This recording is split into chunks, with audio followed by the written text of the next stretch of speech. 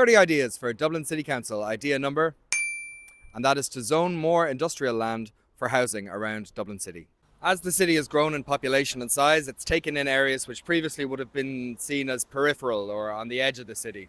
And in a lot of those areas, while there's a lot of people living there, there are also quite a few industrial sites.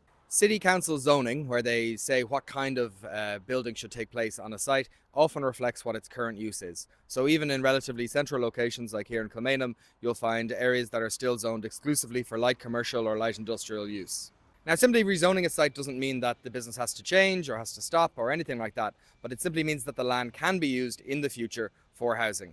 In many cases, a lot of businesses might decide, actually it's too much hassle operating in a relatively central location and they'd be better off selling the land for housing. In a lot of cases, zoning for housing also allows other purposes for the site.